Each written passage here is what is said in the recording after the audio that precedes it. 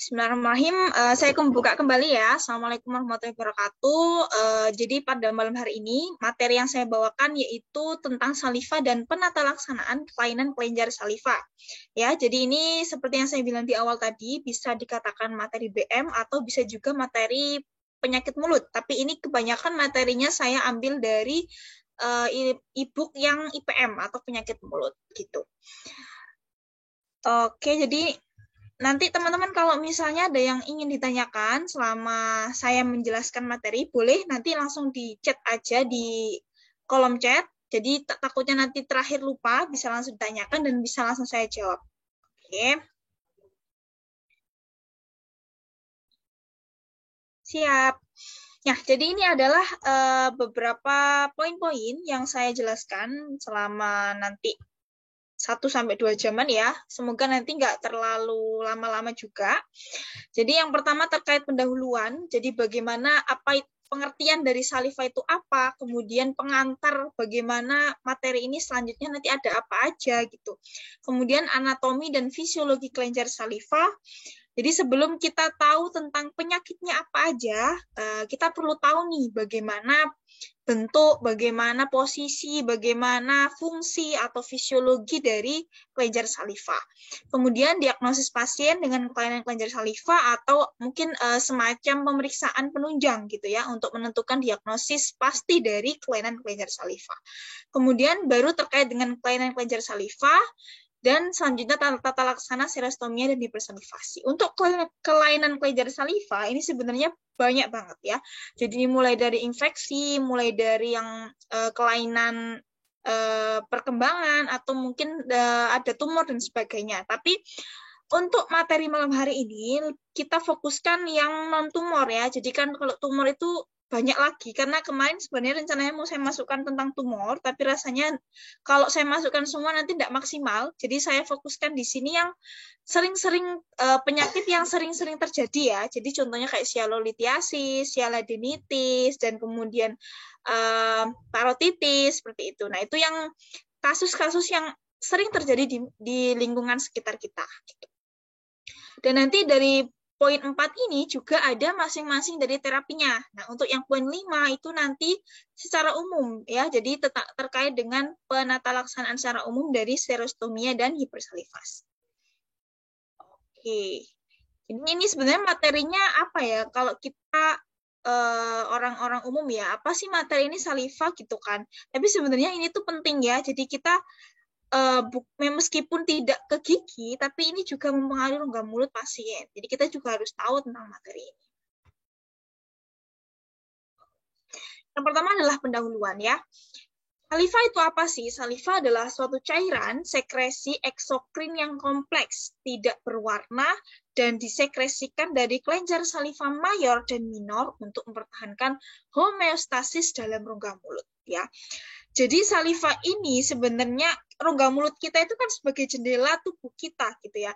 Jadi kalau misal tubuh kita ada suatu masalah, misal dari organ perut kita ada suatu masalah, misalnya contoh kecilnya gastritis gitu ya, atau kelainan di lambung, maka nanti akan terjadi yang namanya GERD gitu ya, atau gastrointestinal reflux disease, sehingga apa yang terjadi bisa aja asamnya kan naik sehingga rongga mulut kita bisa rentan karies atau mungkin bau mulutnya tidak enak. Nah, itu jadi rongga mulut kita itu sebagai cerminan dari kondisi sistemik tubuh kita gitu.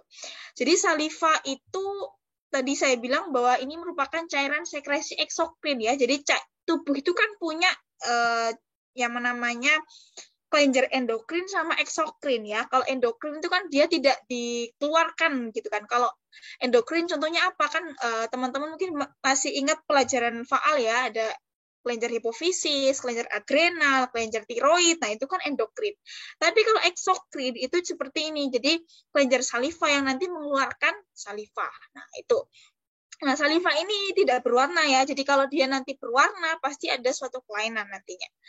Kemudian kelenjar saliva itu ada mayor sama minor. Nanti kita akan bahas satu persatu. Mayor itu ada apa aja, minor kemudian ada apa aja. Untuk mempertahankan homeostasis ya. Jadi tubuh itu harus seimbang homeostasisnya. Kemudian selanjutnya adalah sekresi dari glandula saliva itu mayoritas diproduksi dari glandula salivarius mayor ya. Jadi yang mayor itu lebih besar yaitu 93% dibanding, maaf ini ralat belum saya edit, kalau ini yang minor ya. Jadi minor itu hanya sebesar 7%. Gitu. Nah, untuk selanjutnya ada klasifikasi saliva yang lain. Jadi berdasarkan sumbernya, saliva itu ada yang saliva glandular, ada yang wall saliva. Kalau yang saliva glandular ini saliva yang murni berasal dari kelenjar saliva aja. Tapi kalau wall saliva, dia itu bisa ada campuran, kan di rongga mulut kita itu nggak cuma cairannya dari kelenjar saliva aja gitu ya, tapi bisa dari sulcus gingiva, bisa dari transudot mukosa oral, bisa dari mukus, kemudian bakteri, sisa makanan, dan lain sebagainya, itu namanya wall saliva. Saliva yang sudah tercampur dengan cairan-cairan yang lainnya yang ada di dalam rongga mulut kita. Kemudian berdasarkan stimulasi, klasifikasi saliva dibagi menjadi dua, yaitu stimulated saliva sama unstimulated saliva ya. Kalau stimulated saliva, dia dihasilkan karena ada stimulus mekanik, gustatori, olfaktori, dan stimulus farmakologis. Maksudnya apa di sini? Jadi misalnya nih teman-teman ngunyah permen atau min ya, jadi kan cenderung rasanya kan menggugah selera kita gitu ya. Misalnya kita melihat kita cuma melihat aja dari olfaktori ya, melihat makanan yang rasanya enak banget. Nah itu kan cenderung kita mengeluarkan saliva yang cenderung malah lebih cepat mengeluarkan saliva daripada kita cuma diem aja nggak ngeliat apa-apa gitu.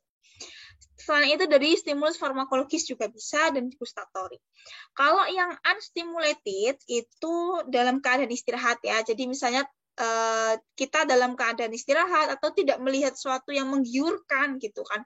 Nah itu namanya unstimulated. Dia tetap menghasilkan tapi dia cenderung alirannya kecil tapi continue. Gitu. Oke, sampai di sini slide pertama jelas ya teman-teman ya. Kita lanjutkan mulai agak berat ya tentang anatomi dan fisiologi kelenjar saliva. Yang pertama terkait dengan anatomi terlebih dahulu. Jadi tadi saya di awal sudah sampaikan bahwa kelenjar saliva itu ada yang mayor sama ada yang minor ya. Kalau saliva mayor itu ada 3.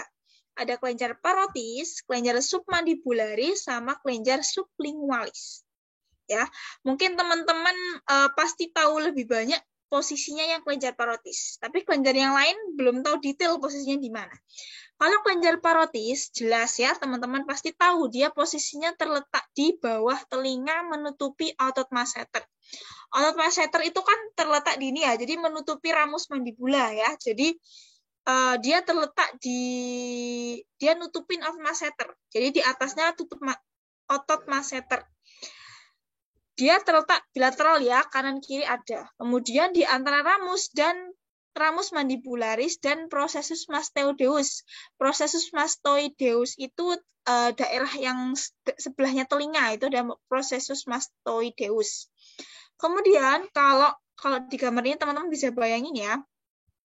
Kalau kelenjar submandibularis, dia terletak di dasar mulut, di bawah ramus mandibula. Ramus itu ini ya, ramus itu ini. Ramus mandibula dan meluas sisi leher, kemudian melalui bagian tepi bawah mandibula dan terletak di permukaan musculus myeloid ya. Jadi ini yang namanya musculus myeloid, yang ada 3 panah ini namanya musculus myeloid. Inilah yang namanya kelenjar submandibular. Kalau yang kelenjar sublingual, dia di bawah lidah, pas, terletak di antara dasar mulut dan musculus myeloid ya. Nih, jadi kalau kita proyeksikan dari samping, animasinya seperti ini. Lebih depan sublingual daripada submandibular dan lebih bawah submandibular daripada sublingual. Dua-duanya terletak di bawah lidah gitu. Itu kelenjarnya ya. Nanti untuk duktus-duktus saluran dan sebagainya nanti di slide selanjutnya. Sekarang yang selanjutnya ada kelenjar saliva minor ya. Kelenjar saliva minor itu dia banyak banget dan menyebar di rongga mulut kita. Kalau dihitung itu sekitar 450 sampai 1000. Ya, dia ada di labial, di bibir atas maupun bawah, di bukal, di lingual, palatal dan retromolar. Kemudian terdapat 3 set kelenjar ludah minor ya. Ada glandula lingualis anterior, yaitu ada kelenjar Blandin dan Nun, dia di bagian bawah ujung lidah ya. Kemudian ada kelenjar lingualis posterior, ada von Ebner di mengelilingi papila circumvallata dan kelenjar Weber yang terletak di pangkal lidah. Pokoknya kalau di lidah itu ada kelenjar-kelenjar ini. Dia kelenjar saliva minor. Nah, kalau teman-teman mungkin pernah menyimak ya, berapa sih jumlah saliva yang kita keluarkan dalam satu hari? Jadi kalau satu hari sebenarnya manusia itu mengumpulkan saliva kurang lebih 1 sampai 1,5 liter. Tergantung stimulus, tergantung aktivitas kita, tergantung makanan yang kita konsumsi. Jadi kalau teman-teman mau meneliti misalnya ya, ditampung saliva kita setiap hari kurang lebih sekitar 1 sampai 1,5 mili. Jadi itu karena itu sebenarnya kan cairan dari tubuh kita. Oke, kita lanjutkan ke terkait dengan duktusnya ya. Jadi kan kelenjar saliva itu kan mengeluarkan saliva pasti melalui saluran gitu. Jadi dia tidak merembes, tapi dia mengeluarkannya melalui saluran-saluran kecil. Nah, itu yang dinamakan dengan duktus. Oke. Masing-masing kelenjar itu punya duktus masing-masing. Kalau kelenjar parotis itu namanya duktus tension. Ini teman-teman harus hafal di luar kepala ya, karena ini pasti sering bakal ditanyakan waktu ujian. Kalau kelenjar parotis itu namanya duktus tension. Kalau di gambar sebelah ini yang warna hijau ya. Teman-teman bisa membayangkan, jadi ini kelenjar parotisnya. Duktus tension ini berjalan menembus pipi dan bermuara pada vestibulum oris pada lipatan antara mukosa pipi dekat dengan molar 2 atas. Jadi nanti teman-teman kalau lihat kalau mengamati ketika membuka mulut pasien, di dekat M2 atas itu pasti ada lubang kecil. Nah, itu muaranya dari duktus tension. Kemudian kalau kelenjar submandibularis itu namanya duktus Wharton ya. Submandibularis kan di sini nih. Nah, ini apa namanya? Dia salurannya terletak di ujung lidah. Jadi ini kayaknya sebenarnya bukan duktusnya ya. Soalnya dia masuk ke dalam di ujung lidah. Nah, itu apa namanya? Di situ duktusnya. Terus kelewatan yang kelenjar parotis itu memproduksi cairan serus. Jadi serus itu apa? Nanti di slide selanjutnya saya jelaskan. Intinya serus itu cairan yang lebih encer. Tapi kalau submandibular itu cairannya, ini salah ketik saya. Kebalik ya, kalau submandibular itu yang mukus, tapi kalau yang sublingual itu seromukus. Sublingual itu yang mukus. Gimana yang ngomongnya? Kalau submandibular itu campuran, kalau sublingual itu yang maaf banget. Yang slide selanjutnya salah, yang slide ini yang benar. Kalau submandibular itu mukus, kalau sublingual itu ini yang benar. Campuran serus dan mukus. Kalau kelenjar saliva minor itu dominan mukus, tapi kelenjar Webernya mukus, von Ebnernya serus, dan kelenjar Blandin dan Nunnya yang campuran. Gitu. Oke, teman-teman bisa bisa lihat di sebelahnya. Kalau kelenjar sublingual itu namanya duktus Bartholin. Duktus Wharton, duktus Bartholin sama duktus tension.